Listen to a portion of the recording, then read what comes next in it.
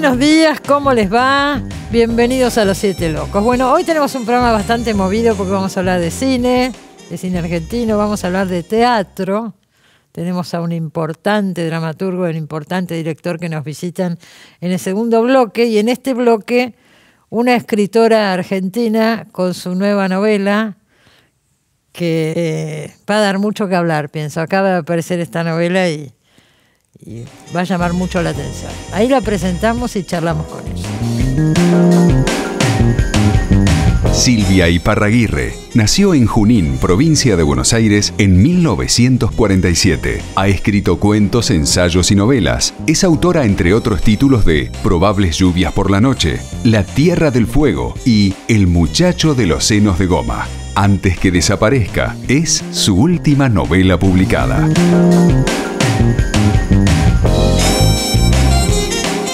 Bueno, acá lo tengo, Antes que desaparezca. Se llama el nuevo libro de Silvia Iparraguirre. Mira, con la tapa nomás tengo para varias preguntas. ¿Por qué se llama Antes que desaparezca? Yo lo sé porque lo dice en el libro. Pero... Empezamos así ya, derechamente. Sí, señora. Mira, es un fragmento de la cápite de la novela de Katherine Mansfield, la inglesa, que para mí es maestra, lo ha sido siempre, que dice sintéticamente que en una novela no se puede poner todo. Hay que seleccionar lo que se pueda antes que desaparezca. Claro, agarrarlo antes que desaparezca. Creo que es un gran consejo tanto para un novelista o novelista ella o él, o también para el tema específico de esta novela que viene a ser la memoria. Claro, o sea, antes la propia vida. La propia vida, los recuerdos, la memoria. Pero también para un novelista, porque es evidente que en una novela no se puede poner todo lo que uno quiere. Una novela, como un cuadro, como una película, es un recorte artificial que uno hace. El mismo texto te empieza a rechazar cosas, ¿no? El mismo texto, y es decir, vos crees que algo puede entrar y eso no condice con lo que ya vas escribiendo, claro, o con el capítulo siguiente y tiene que salir. Claro. Hay muchísimos motivos por los que las cosas quedan afuera. Seguro. Y con la vida de uno mucho más, supongo. Debe ser más difícil borrar, sacar, tachar, ¿no? Claro, pero también al contrario, fíjate, porque acá después podemos ver el tema de lo autobiográfico que hay en esta novela, que yo digo que es ficción, porque después podemos entrar en ese tema, pero digamos, yo pongo foco en un recuerdo que es un chispazo. Algo que quedó muy pequeño, medio difuminado. Entonces pongo la lupa ahí y ahí ejercito el otro acápite de la novela de Úrsula K. Le Guin, que dice: la verdad nace de la imaginación. Es decir, yo eso lo creo, lo expando, lo amplío. ¿Cuál es ese momento? Y hay algunos, por ejemplo, recuerdos muy leves con Mamer, con la Madre Superiora, que los tengo muy presentes. De un internado, vamos a decir. Sí. Vamos a empezar a contar un poco para que se nos entienda. La protagonista de esta novela, que se llama Lucía, viene de un pueblo del interior a vivir a Buenos Aires a los 17 años. En pleno momento, Silvia, de fines de los 60, era un hervidero. Un hervidero, era un volcán. Era un volcán. Va a la Facultad de Letras, pero vive en un pensionado de monjas. De señoritas, de monjas. Y Mamer era la madre. Sí, porque superiora. Era un pensionado francés, una congregación francesa, y a ella le decíamos Mamer. Se instaló eso y para mí tiene una naturalidad total. Claro, ¿no? Bueno. Era como si le dijera Enriqueta, que es Mamer. Era el nombre. Así que eran esos dos mundos, pero volviendo a lo que me preguntabas, de pronto es un recuerdo muy breve, una imagen apenas, y la expando, o sea, el trabajo sobre esa imagen, la traigo a la monja, la recupero, digamos, pero desde acá y ahora. Sí. Entonces... y te permitís, si es necesario, introducir ficción también. Sí, mucha ficción. Claro. Ahí está la ficción. Claro. Es decir, en el trabajo de la imaginación. Yo digo que ahora tiene un valor enorme eso de basado en hechos reales. Viste que las series de Netflix todas te ponen basado en hechos reales. Sí. Yo digo, tendría que haber puesto basado en hechos reales. Claro. No quiero. ¿Por qué? Porque está como depreciado el valor de la imaginación en literatura. Pero un libro que uno lo toma en sus manos, lo primero que ve es una foto de una chica muy joven, y la chica sos vos, obviamente que está basado en hechos reales. Claro, por pero lo menos así se presenta el libro. Pero, no, me encanta y no eludo eso. Claro que yo vine a estudiar a Buenos Aires, fui un pensionado de Hermanas del Calvario, mi padre me pusieron ahí. Mi padre agnóstico, mi mamá católica, pero no fue por razones religiosas, fue porque venía muy jovencita a vivir sola. Para que no viviera sola. Exacto. Claro. Entonces, eso es real, que tenía un novio de adolescencia real, que iba a Filosofía y Letras, es real, que la facultad era un despiole tremendo político, se ponían bombas de estruendo constantemente. Vos contás dos situaciones que supongo que las pasaste, que son muy fuertes. Muy fuertes. De hecho, la situación de la toma de la facultad cuando el aniversario de la muerte del Che Guevara, sí. Que fue la toma hecha por el centro clandestino de estudiantes, el centro era clandestino. Vos pensás que ahora parece irreal, pero nosotros teníamos que dar la libreta a la Policía Federal para entrar a la facultad. Bueno. Vos no podías entrar a la facultad, había un policía en la puerta. Época de Onganía, digamos. Sí, Onganía, fue el 68. 68. Me centro ahí porque es con los recuerdos más vívidos que tengo, ¿no? Bueno, hay otro posterior, después de la muerte de Rucci, creo que fue cuando vas a buscar el título. Bueno, eso ya fue recibida. Por eso le pongo tragicomedia, porque conseguir el título era una odisea. Por eso le pongo tragicomedia, porque no puedo dejar de reírme. Eso es literal. Claro, pero ahora te reís, debes haber sufrido mucho. Y bueno, yo hacía 8 meses, pues digo, mi trámite 8 mesinos, yo hacía 8 meses que iba a hacer cola a Escuénaga 280, que estuvo hasta porque mi sobrina, socióloga, fue también a buscar el título ahí, o sea que siguió funcionando creo que hasta hace 2 o 3 años.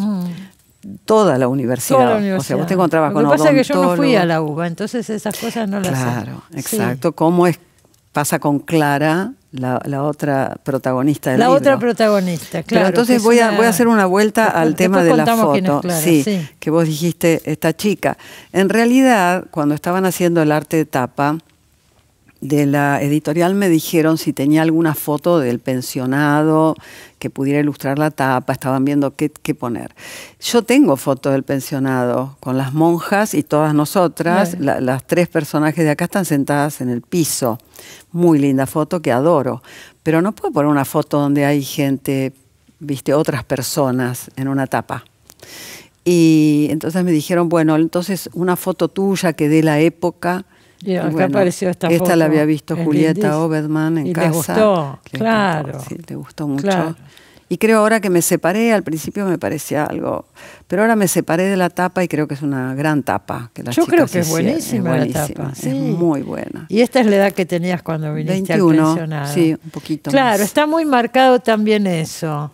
Una chica que viene de un pueblo tranquilo, cuidada, con sus padres, la familia, qué sé yo, y de pronto viene al pensionado, pero va a la facultad y se encuentra con eso, con la toma del Che Guevara. Digamos que hay como 2 niveles. Y con gente con la que nunca habías hablado. Jamás. Claro. Es decir, hay dos zonas del cambio, de venirse a los 17, 18 años a vivir a Buenos Aires, que yo marco en la novela, que una es la ciudad, que es una zona de aprendizaje solitario, que yo ya tomo en el Muchacho de los senos de goma, pero acá está bien marcado. Y otro es la facultad, donde ella es el ruedo, donde ella empieza a ver la realidad, conocer personas distintas, política. Está todo muy marcado. Era la época de Tlatelolco, del Mayo francés, después del Cordobazo. Empiezan Montoneros y el ERP, a gestarse. Y yo termino la facultad cuando viene Perón, en el 73, y es presidente, y lo matan a Rucci, que esa es la escena que vos marcabas recién. Sí, vas a buscar el título y también ahí. Claro, porque fíjate vos, que ahora me río, pero el título parece otro planeta o el siglo XIX, y no fue así. O sea, no había computadoras, no había teléfono celular. Entonces la mayor parte de nuestra vida fue sin computadora. Así fue, y hemos sobrevivido. Acá estamos. Y acá estamos. Pero vos fíjate qué cosa increíble ahora, que las fichas, y lo tengo perfectamente en la memoria, las fichas de los alumnos estaban en una caja de zapatos, lindamente forrada con un papel, pero ahí te buscaban. Claro. Y cuando yo voy a buscar el trámite, el título, me dice, usted debe 18 materias. Y yo digo, pero ¿cómo? Si yo hace 8 meses que vengo. Sí. Y me dice, usted debe 18 materias de la carrera de historia. Yo digo, pero soy de letras. Dice, bueno. No, y lo que quedó, que me resulta tan cómico toda la vida, me pareció que me dice la empleada, usted fue a parar a Los Caños, alumna. Así pero digo, dijo. ¿por qué? Porque se inundó el sótano y se deshicieron todas las fichas y se fueron a Los Caños, al desagüe. Bueno, y no había manera de recuperar. No, porque no había registros. ¿Y cómo lograste? No, después, no, porque después siguió toda esa escena, volví otra vez, recuperé las materias en el departamento de alumnos, tuve que hacer había otro registro. Claro, bueno, pero ahí pasa la bomba por el tema de Rucci. Sí. Entonces me importa porque salen todas las... un alumno dice fue la AAA, el otro dice fue la CIA que bajó Allende, fue la ERP, fue Montoneros, o sea, todo. No se sabía nada. Y la noche de la toma, volviendo también a algo que me preguntaste, es exactamente así. Entró la policía, bajábamos de un práctico de griego con una compañera, nos tuvimos que ocultar, pero éramos cientos en el hall, tiraron gases lacrimógenos, como estaba trabada la puerta de la entrada en Independencia, que era de hierro y vidrio, rompieron los vidrios y tiraban las cosas de gas lacrimógeno. Primera vez en mi vida que vi eso, bueno, después lo vería muchas veces. La gente empezó a correr. Como tenía una entrada por Independencia y otra que salía por Urquiza, la calle Urquiza, todo el mundo empezó a correr para salir por allá. Y vino, como yo digo, una contraola a avisar que estaba un camión ahí esperando de culata así para agarrar. Era una cosa... Nos metimos en la biblioteca. Te escondieron en una casa después. Y después, que es una cosa, un recuerdo surrealista total, que no tengo... A mi amiga nunca más la volví a ver. Ella no quiso ir más a la facultad. No habló una palabra más, yo creo que perdió el habla de... Impresionante esa historia, sí. Perdió el habla de esa... No, pero estábamos así contra la pared, se habían tirado a todas las luces, los bares tenían las persianas bajadas. Y yo te digo, veo correr, sale un tipo de civil, sí, del carro de asalto con una pistola así corriendo, como uno ve en las películas, con al lado del muslo, que pasa delante nuestro, no nos ve porque estábamos pegadas contra la pared. Y en un momento que vamos corriéndonos así, estábamos sin aliento, porque habíamos salido a las 8 del práctico. Era octubre, todavía había luz, y sin embargo salimos a plena noche. Y cuando estamos así, yo siento que me agarra una mano de acá y me tira para atrás, y la veo a ella también, y se cierra una puerta en plena oscuridad. Y las esconden en una casa. Claro, es un matrimonio que sí, eso fue, así fue. Sí, es verdad lo que decís, parece, qué sé yo. Sí. Parece es otra. Algo que se vivió, no, y lo que pasó dentro de la biblioteca, viste, qué violencia. O sea que para el personaje es como universitaria, es una especie de bautismo de fuego en la violencia de la represión. Claro, seguro. Y como persona, como una chica, es como empieza a darse cuenta de la ingenuidad en que ha vivido mirando la realidad. No es como un golpe central. Claro, es una novela de iniciación también en un punto. También. Además la ciudad, descubrís la ciudad, digo yo. El personaje descubre la ciudad, viajar en colectivo al centro, qué sé yo, todo eso está contado con un deslumbramiento. Sí, es así. Y después la parte porque, digamos, yo no renegaba de la vida de las monjas, porque era divertidísimo. Sí. Nos divertíamos. Bueno, la mirada de las monjas es muy cariñosa en el libro. Tenés un buen recuerdo. Totalmente. Sí. No eran arpías, ¿viste? Ahora, no sé, el terror ha hecho de las monjas unos seres, el género, ¿no? No, estas monjas eran risibles, porque esa cosa que ella decía, yo me puse de civil y me vestí de civil y fui a ver a Dorado John. Sí. Nos decimos, ¿qué era Dorado John? Era una película erótica. Perfectamente, claro. Bueno. Y eso contaba la monja. Que ella había visto a Dorado John. Que tengan cuidado con los suecos. Y nosotros decíamos, ¿qué suecos? ¿Quiénes son los suecos? Los suecos, los hombres suecos. Sí. Está lleno de cosas así el libro. Bueno, también aparece, todo esto, Clara, ¿quién es Clara? la protagonista se encuentra con una vieja compañera del pensionado y ahí se ponen a recordar.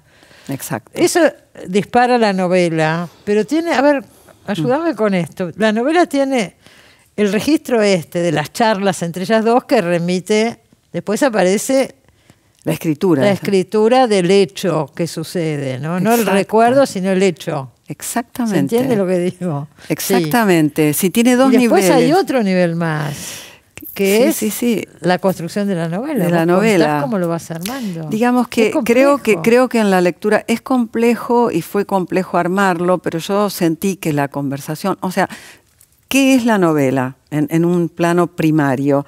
Es una cosa muy literal que me pasó. Yo tenía escrito un montón de cosas abandonadas por sucesivas novelas que iban apareciendo. De hecho, esta es anterior a La Tierra del Fuego, las anotaciones que yo tenía. Claro. Tenía esa carpeta, es real, una carpeta abandonada, hasta que un día en el Malva estoy dando el curso sobre los rusos, literatura rusa clásica, eso es literal, y veo sentada una compañera mía del pensionado.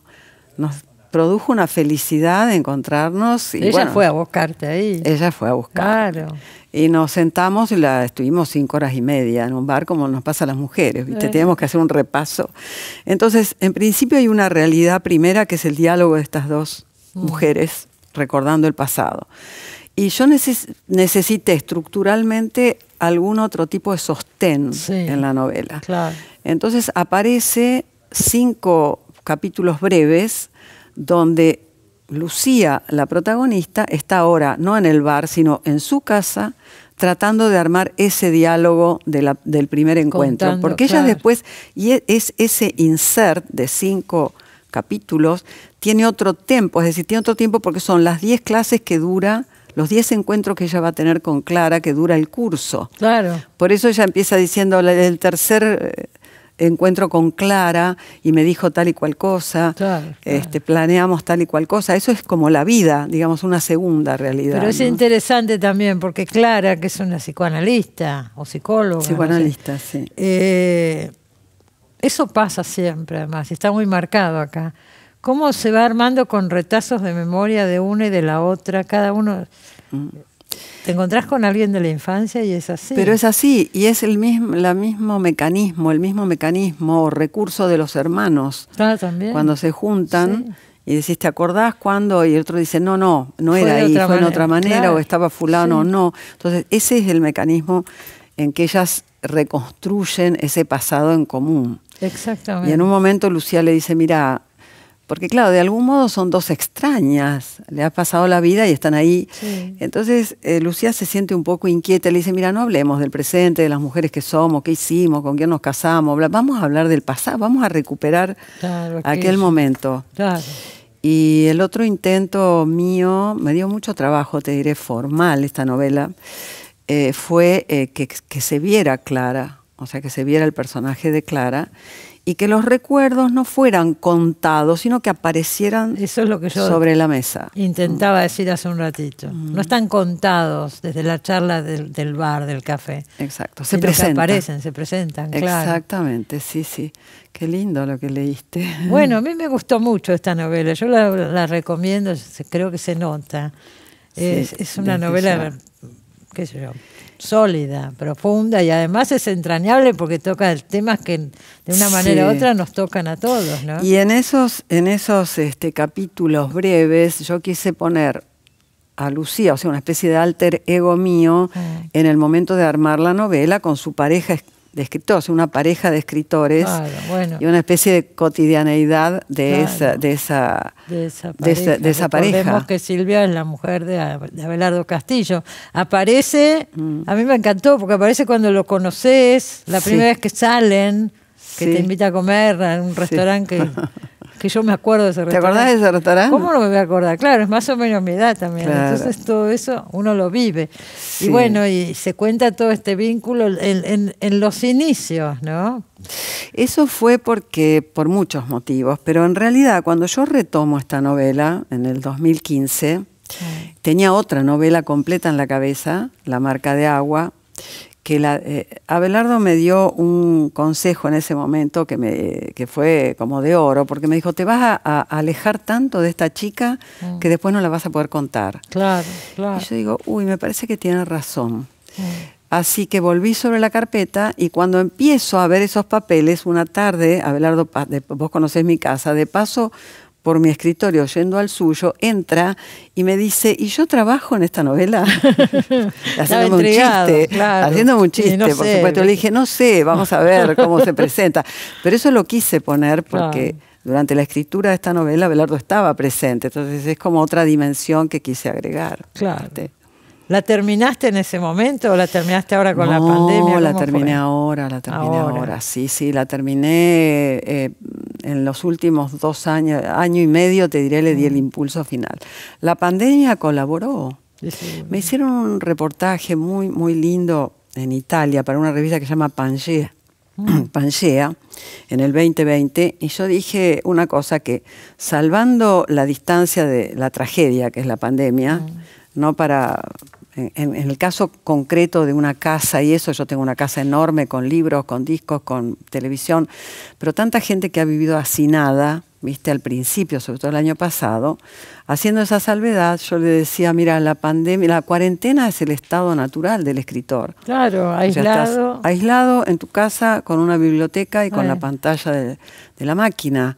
Y eso fue lo que yo hice. Y te ayudó un montón. Y sí, avancé un montón en la novela. El año pasado avancé muchísimo.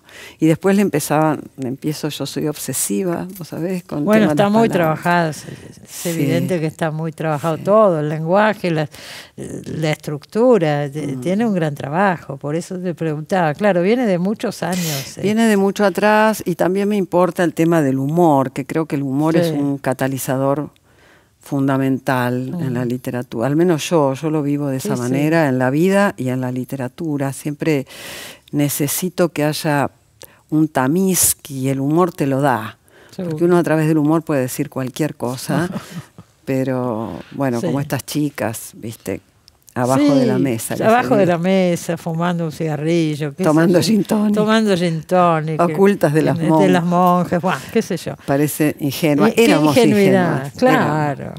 Pero hubiera sido traicionar a esas chicas cambiarles algo. No, pero así, es que era así además. Había algo que a mí me divertía muchísimo, que es en una reunión cuando se estaban por separar los Beatles, que una de las chicas dijo, tenemos que hacer un manifiesto. Supuestamente que iba a ir por todas las provincias, y tenía una frase que a mí me quedó, que decía, la Argentina no puede faltar. Había que mandar, porque se corrió una bolilla, un manifiesto a Hamburgo, que era donde los Beatles empezaron, para que no se separaran. Bueno, eso fue y tenían la idea de que eso podía influir para que no se separaran. Lo creíamos, aunque después nos matábamos de risa de eso. Ay, por favor. Bueno, antes que desaparezca, montones de cosas aparecen en este libro, todos esos años tan movidos, ¿no? Y son justo los que coinciden con esta novela. Yo creo que la última vez que viniste acá fue con el tomo 2 de los diarios de Abelardo. De Abelardo, exactamente. Sí, después nos sacaste los libros. No, y eso fue... Esa fue la última vez. Claro, la última vez, sí. ¿Cuándo fue?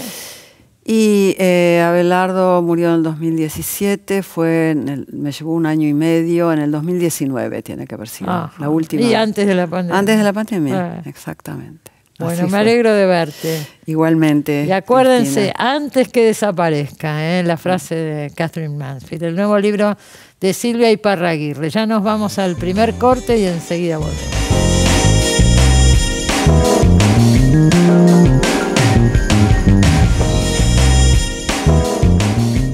Bueno, vamos a hablar de teatro un poquito ahora. Estuve en el Teatro Cervantes, que cumplió 100 años el Teatro Cervantes. Entonces pusieron una obra especialmente por los 100 años, preciosa obra, así que invité a su autor y a su director, ellos me van a contar. Se llama La comedia es peligrosa y acá está con nosotros Ciro Sorsoli y Gonzalo de María. Bienvenidos, me alegro mucho que estén acá. Gracias, muchas Cristina. gracias. Y que vuelva al teatro y que hayan podido poner esta obra y todo lo demás. Parece un milagro. Parece un milagro. Era nuestra vida cotidiana antes. Sí.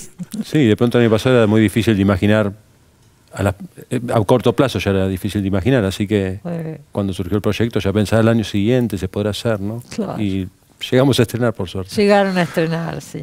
Ahora, tiene que haber, es una obra con muchos actores, ahora vamos a contar todo, pero digo, es un despliegue grande, no es una obra chiquita, todo lo contrario, es ambiciosa, con muchísimas situaciones, ¿no es cierto? Y para trabajarla en pandemia tiene que haber sido muy trabajoso todo. Sí, mucha gente en escena como actores y a la vez mucha gente en los costados, ¿no? Entre patas, claro, de utilería, de vestuario, de maquillaje. Pero se ve todo eso, hay un gran trabajo. Sí, sí. Contá un poco, Ciro, cómo surge todo esto. Y surgió una convocatoria del teatro a segunda mitad del año pasado, y para proponerme a ver si me interesaba eso, crear una pieza celebratoria de los 100 años. Y que fuese una obra grande para que el teatro se celebre a sí mismo y poder compartir con la gente, que pudiese viajar también. Todo esto en una época, bueno, el año pasado, que todavía ni siquiera había vacunas, creo. Nada, ¿no? Estábamos muertos de miedo, además. Todos. Era entonces más en un acto de fe, quizás decir, bueno, empecemos a pensar, ahí surgió también la convocatoria de Gonzalo para ver si se quería sumar con la escritura.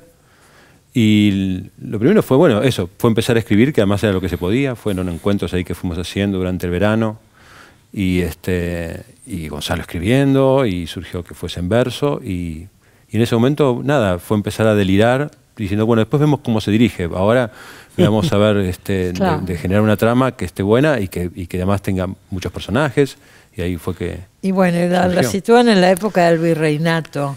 Sí. Cuando se inaugura el teatro de la Ranchería, que se dice que es nuestro primer teatro, ¿no? Históricamente no es del todo exacto que la Ranchería sea el primer teatro de Buenos Aires, el primer teatro estable, ¿no? Hubo un antecedente, según García Belloso, hacia 1750 y algo, 30 años antes, pero bueno, o 20 y pico. Pero quedó como que es la Ranchería. Quedó en la leyenda que es la Ranchería, y eso nos posibilitaba, una época inmediatamente anterior a la Revolución, ya de agitación política acá del Río de la Plata. Estaba el virrey Bertis. Estaba el virrey Bertis. Nos damos el lujo de tener dos virreyes en esta obra, que los virreyes nunca se tratan en nuestro teatro, pues acá aparecen dos, el virrey Bertis y su sucesor, el marqués de Loreto, que son dos personajones,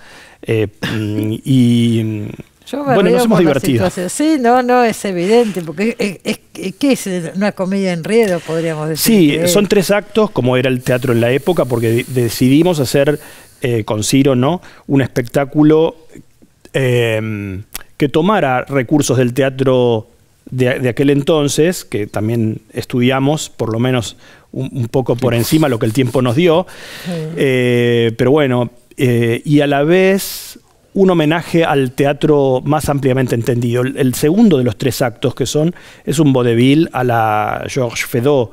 Es como ese teatro de La Pulga en la Oreja, El Hotel del Libre Intercambio, todos esos títulos. Así que se abren las puertas, se cierran, se persiguen, se esconden. Y es un tipo de teatro muy popular. Claro. Pero está muy logrado todo eso.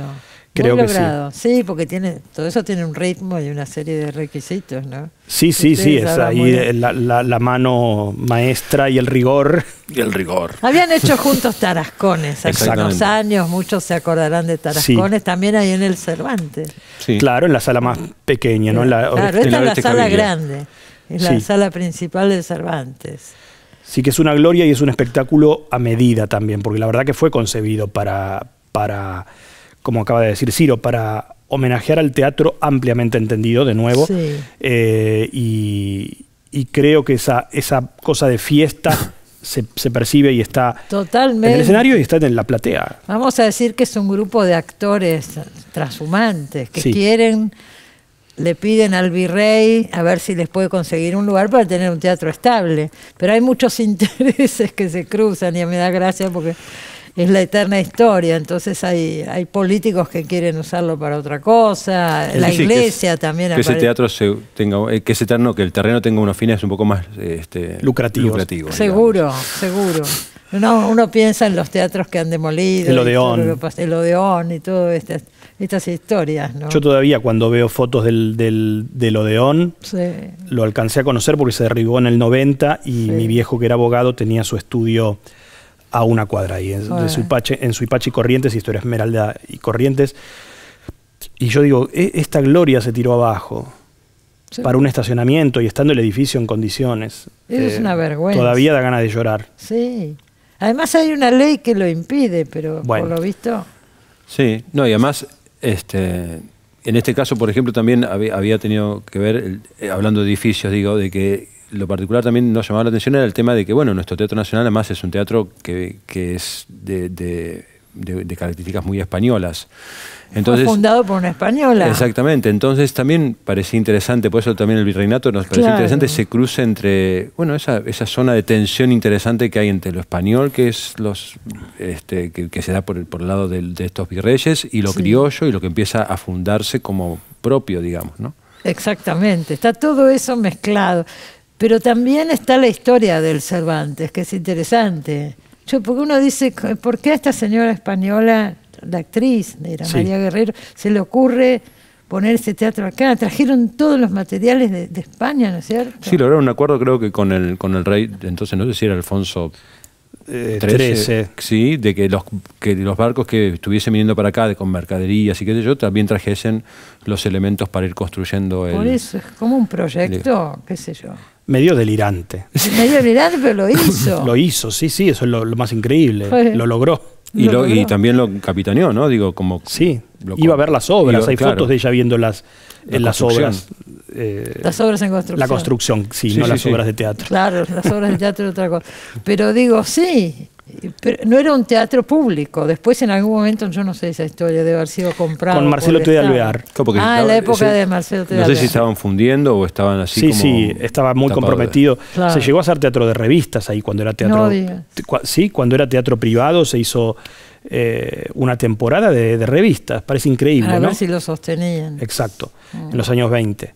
Y después con Alvear, por los últimos años de Alvear, fin de la década del 20, antes del 28 debió ser que asume Irigoyen por segunda vez, lo asume el Estado. Y es hasta el día de hoy nuestro único teatro nacional. Sí. Es el único teatro nacional que tenemos. Sí. Y además pone obras. Ustedes se van a ir con esta obra a Mar del Plata en el verano, ¿vi? Así será. ¿Es así? Sí, todo, viste, como estamos en el... Claro. Uno se olvida que hay pandemia de por medio, pero sí, la idea es ir a Mar del Plata y espero que todo vaya bien, digamos, sanitariamente. Viste que uno no quiere planear mucho porque no sabemos. Para no frustrarse. Se tuvieron que suspender algunas funciones ahora hace poquito por un caso, ¿no? De un contagio de personal de teatro, bueno, pero contacto estrecho, los protocolos y yo, bueno, se paran las funciones y ahora retomamos. Qué angustia todo.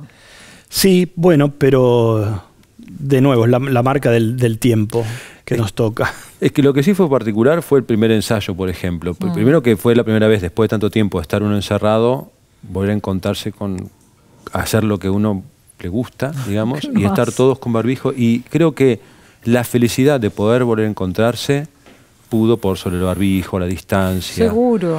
Creo que eso para mí, digo, más allá del placer de hacer la pieza, era el placer de volver a estar otra vez haciendo lo que... Viste que a veces te puedes olvidar de qué es lo que le da sentido a tu vida. Muchas veces cuando sentís que estás en una permanencia de estar encerrado y de pronto volvés a hacer lo que te gusta y que es compartido además. Y eso creo que también hizo posible que se pudiese llevar adelante, no solamente por los actores, sino por todo el personal, porque todos empezaron a volver está todo pintado a mano en los talleres, digo, hay algo de volver a reencontrarse con tu vocación. Esta obra tiene la escenografía con esos roperos que se abren y se cierran, y los trajes, el vestuario, realmente fantástico, pero de primera, y mucho, o sea, es una superproducción para el Teatro Cervantes. Tiene que haber requerido mucho esfuerzo. Sí. Y más en un momento así de pandemia.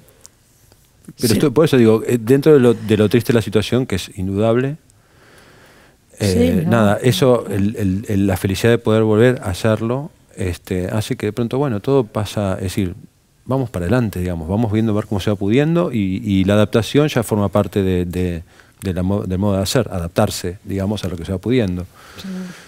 Hay muy buenos actores, además. ¿Quién los eligió? ¿Ciro? Sí, fue ahí un trabajo de convocar. Muy bueno, sí, porque hay que decir ese texto, ¿no? En verso y en la época del virreinato, no es tan sencillo. No, fueron varios meses de trabajo y también, digo, como con mucho placer. Hay un punto en donde, con el verso, que también lo habíamos comentado, creo, en su oportunidad con lo de Tarascones, pasa algo muy particular, que primero lo mirás de afuera como si fuese un bicho raro, hasta que de pronto te das cuenta que una vez que entras en la dinámica, facilita mucho el trabajo. Pero es esa cosa medio paradójica que tiene. Y decir, puede ser, hasta que entres en la dinámica. Claro, una vez que entras es como estar dentro de un idioma. Claro, ¿no? Entonces hay una lógica del ritmo y que vos sentís que hay algo que ya el texto te va dando y te facilitando. ¿no? Pero ya tenés unas cuantas obras en verso. Sí, cerca de media docena. Media docena. Yo vi hace poquito Siglo de Oro Trans, acá la comentamos en el San Martín. Sí, y también, están ahora juntas. En cartel. No, digo, claro, las obras conviven simultáneamente. Maravilloso. Sí. Después de tanto teatro cerrado, ¿qué te parece? Totalmente, sí. Es una gran suerte, la verdad. Bueno, pero contame eso. ¿Por qué te atrae tanto trabajar en verso? Bueno, porque esto es algo que lo puedo decir ahora que lo tengo más claro. Cuando yo escribí la primera obra en verso y la estrené, que la dirigí yo mismo, que se llamó La Anticrista y las langostas contra los vírgenes encratitas, que era una especie de auto sacramental calderoniano, pero hecho en farsa. Bueno, justamente quise un poco tomar el mecanismo de ese teatro y tenía que ser en verso, como son los autos sacramentales de Calderón. Y por otro lado, yo tenía en ese momento una rebeldía contra el teatro naturalista y contra mis amigos actores dentro del teatro naturalista, y esa cosa que te discuten, no, pero esta palabra no me es cómoda, mira, en vez de difunto digo muerto, porque total, es lo mismo, y te lo corrigen y te lo reescriben, y uno en ese momento dice, sí, tienen razón, está bien, ¿por qué no facilitarle? Y después tenía yo el pensamiento contrario, no, ¿por qué se lo voy a facilitar? El teatro no es comodidad, ni tiene que ser cómodo. El teatro es súper incómodo. Tenés que esperar entre bambalinas, entre patas, pasar por algún costado para salir a escena. El teatro no es un lugar de comodidad. Entonces digo, bueno, si yo escribo en verso, esto no va a pasar. Porque si está difunto es porque va a rimar con junto abajo, entonces van a tener que decir difunto y no muerto. Así como un acto de defensa. De defensa contra el naturalismo. Y después, ahora en pandemia, la reflexión suplementaria, que lo hemos hablado mucho con Ciro, tiene que ver, vale decirlo acá, con un libro de Byung-Chul Han, este filósofo coreano que escribe en alemán, que se llama La desaparición de los rituales, ¿no? Es un pequeño libro que a mí me impresionó mucho y que él, publicado inmediatamente antes de la pandemia, él ya traía un problema que después con la pandemia se exacerbó, que es lo que el título dice, la desaparición de los rituales. Y un ritual por excelencia es el teatro, que él ya lo veía en crisis antes de la pandemia. La pandemia fue el tiro de gracia. Y yo digo, bueno, si algo hace destacar al teatro por encima o digamos, le da una característica que no puede tener nunca un streaming, es el vivo y el presencial más que el vivo. Algo que ocurre, como ves que ocurre en la obra del Cervantes y en todas las... entre el escenario y la platea, un ritual. Y, volviendo al teatro en verso, la palabra versificada facilita el ingreso a la ritualidad. Porque es una música. Sí, claro. En el fondo es una música, es una rítmica. Y de ahí que el teatro más antiguo que conocemos en Occidente, el de los griegos, era un teatro versificado, no era prosa. Y había partes cantadas incluso y distintos metros que eran distintos ritmos. Tiene que ver con el aspecto ritual del teatro, el verso. Seguro. Más puramente ritual. Eso no quiere decir que a partir de ahora vas a escribir exclusivamente en verso. No, escribo todo el tiempo en distintas formas y en prosa también. Pero el verso, bueno, en este caso lo pedía además es recuperar también en un punto algo que está bueno, que el teatro, diga, bueno, el teatro para mí es un lugar más de poder poner en juego algo del orden de la metáfora, de la poesía, porque ya hay otros medios donde el realismo puede jugar, mucho mejor que en el teatro. El cine, digo, las series, la televisión. Entonces, que el teatro pueda darle la posibilidad de poder desprenderse de esa requisitoria de que tenga que ser del realismo. Digo, no que esté mal, digo, creo que cualquier lenguaje bien hecho es difícil de poder llevarse adelante. Pero nada, me parece que eso es una invitación a lo poético, digamos, que me parece que es muy particular del teatro, que en otro lugar no lo puedes vivir. Hablábamos hace un ratito, creo que antes de empezar, de otra obra, Las cautivas, que se está dando en el Teatro de la Ribera, en La Boca, que la comentamos acá. También es un texto de Tenconi Blanco, también en verso. Blanco, y excelente también, ¿no? Sí. Sí, yo pensaba, ¿la vis cómica de Cartoon? Yo no la vi, pero... Porque me hizo acordar algunas cosas. También es un elenco trashumante. Es un elenco trashumante. No sé si es bajo el virreinato, creo que sí. O bajo la gobernación, pero en fin. No recuerdo exactamente en qué momento, pero era un poco eso, ese grupo que no tienen un peso y que andan ahí viendo cómo salen adelante con su teatrito y sus cosas, ¿no? Exacto, sí. Donde el narrador es un perro, ¿no? Está ese perro también, Sabía eso. Es uno de los personajes, el perro, en realidad. Sí. Es muy interesante también ese texto. No la vi porque estaba haciendo en el mismo teatro, pero en otra sala, Happyland, y en general estaba en las funciones propias y bueno, nunca Yo creo que la última vez que viniste acá fue con Happyland, que viniste con Alfredo Arias. Sí, exactamente. Es una gran obra, Happyland. Yo me alegré mucho cuando volvió. Sí, la verdad que también eso fue milagroso, porque pensamos que nos habíamos despedido, además nos despedimos de fea manera, porque llegamos al teatro, a la función, me acuerdo estábamos con Alejandra Radano, Alejandra entra, yo me despido, me quedo hablando con alguien y vuelve y dice, no hacemos la función, se cierra todo por la pandemia, y nos fuimos cada cual a su casa con una sensación tan fea, porque digo, para mí no tanto, pero para ellos, viste, llegar, tenés ahí tu peluca, tus zapatos, de golpe dejás todo y no te despedís del personaje, del rol. Sí, eso es rarísimo. No saber qué es lo último, la última vez que lo haces es que ya había sucedido. Sí, claro. Que hiciste la última ayer. Ayer sin saber que era la última. Pero bueno, se volvió y se terminó bien, en felicidad. Sí, se volvió una función el año pasado, me acuerdo. Reabrió el teatro con Happyland. El teatro reabrió, sí, en Buenos Aires con Happyland. Fue muy emocionante. Sí, fue muy emocionante. Estábamos todos medio asustados ahí, pero sí, lo recuerdo perfecto. Yo salí a saludar al final con Alfredo y fue muy impresionante ver a la platea todavía un poco dispersa por el protocolo, con barbijos. Fue un escenario un poco, para mí, impresionante. Seguro. Creo que si lo busco lo debo tener porque creo que lo filmé. ¿Sí? Son esos momentos que uno quiere guardar, de verdad.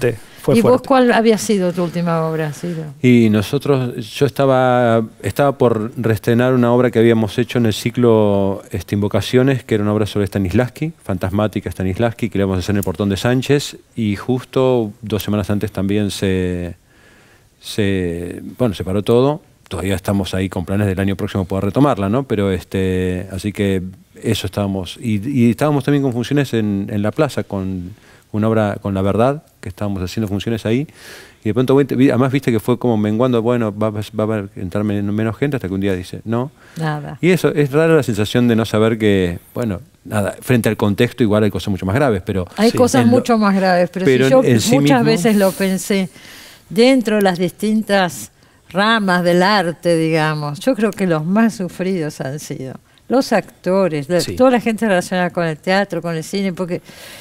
un escritor siguió escribiendo. Recién estaba Silvia Iparraguirre en el otro bloque. Bueno, ella se encerró a escribir.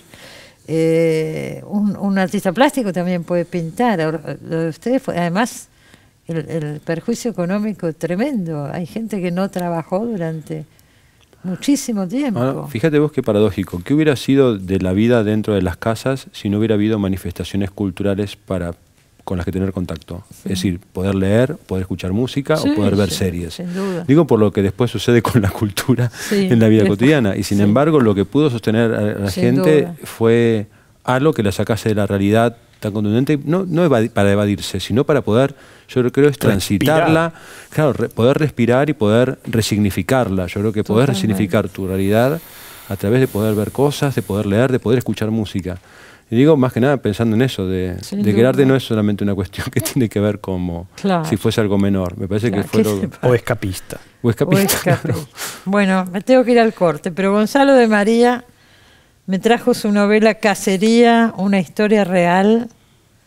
Yo la vi en teatro hace unos años. Claro, viste en realidad no exactamente esto, sino una obra que yo escribí, Juegos de Amor y de Guerra, antes de encontrar los expedientes de este caso que me permitieron escribir el libro, que en realidad es una no ficción, está escrito casi con el ritmo de una novela, pero no hay nada novelado porque es todo sacado de los expedientes de este escándalo del año 42. Sí, sí. ¿Y qué me dijiste que se va a filmar? ¿Qué me dijiste? Sí, Metro Goldwyn Mayer compró nada menos que los derechos del libro para hacer una película.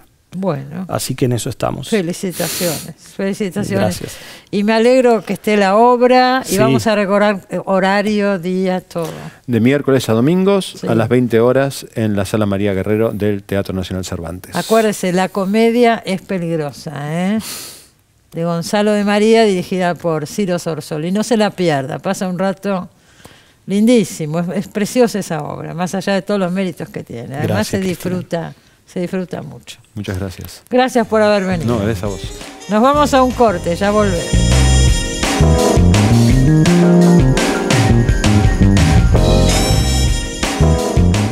Bueno, último bloque del programa, vamos a hablar un poco de cine. Está Pablo De Vita con nosotros, que acaba de llegar, estuvo en Europa en 2 festivales donde hubo bastante protagonismo del cine argentino. ¿Cómo estás, Pablo? ¿Qué tal, Cristina? ¿Cómo estás? Un gusto saludarte y saludar a toda tu audiencia de Los Siete Locos en estos 60 años de la televisión pública, de los cuales tenés 34 a favor en pantalla. Así que 34 años acá. Bueno, contame, estuviste por Europa y estuviste en el Festival de Cine Argentino en Praga. Contá un poquito eso. Sí. ¿Se hace todos los años este festival?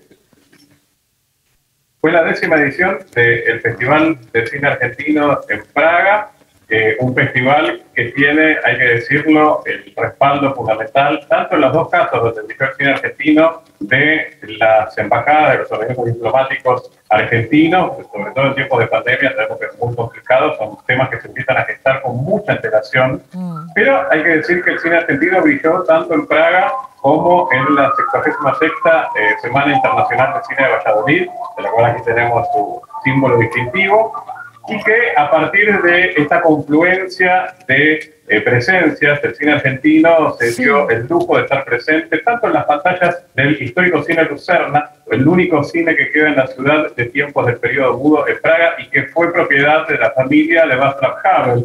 Recordemos aquel brillante intelectual, autor teatral y último presidente de Checoslovaquia y primer presidente democrático de la República Checa, y que este cine era parte del negocio familiar, digamos, era el tío de Havel. En esa sala tuvo lugar la apertura con la película basada en el libro de Eduardo Sacheri, La Odisea de los Giles, y que realmente concitó una atención fundamental por parte del público checo. Y por otra parte tuvimos la posibilidad de estar en Valladolid compartiendo las alternativas de esta edición de la Semana Internacional de Cine, donde estuvo dedicado un foco muy especial al cine argentino, con casi 20 películas, varios estrenos y la presencia magistral de Juan José Campanella, que recibió en la gala de apertura la espiga de honor a la trayectoria de manos de muchos actores y también de productores. Estaba Gerardo Herrero, María Bestuyevsky, estaba Clara Lago, Oscar Martínez, Eduardo Blanco, quienes hicieron lo propio cada momento antes de entregarle a Juan José la espiga de honor de esta edición del festival. La espiga de honor que también recayó en otros nombres muy importantes del cine mundial, como es el caso del español Alex de la Iglesia, también lo recibió Emilio Gutiérrez Cava y Mercedes San Pietro, un conjunto de lo más importante del cine español. Y en el cierre de este festival el premio fue de manos de Carlos Saura, nada menos que a Vittorio Storaro, un director de fotografía de los más importantes de la historia del cine. Él tiene 3 Oscars, nada menos que por Apocalipsis Now, Red, y también por El Último Emperador, y filmó en nuestro país Tango, No me dejes nunca, la película dirigida por Carlos Saura, que fue la 4ª película nominada al premio Oscar por Argentina. Bueno, él estuvo presente en la gala de clausura, donde Campanella también se dio el lujo de reaparecer entregando el premio a la mejor película, que en este caso fue para la película india de Pan Nalin, una ópera prima titulada Last Film Show. Bueno, me alegro de que nos cuentes todo esto porque no teníamos demasiado, no salió demasiado en los diarios. Y bueno, hubo una delegación que viajó a Valladolid, fue premiada, actores argentinos que están mostrando nuestras películas en el mundo. Yo te agradezco, Pablo. Estamos un poco apurados de tiempo, pero nos vemos en cualquier momento. Será un placer. Gracias. Y nos despedimos rapidito porque se nos terminó el tiempo del programa. Nos vemos como siempre el sábado que viene en Los Siete Locos. Buena semana para todos. Chao.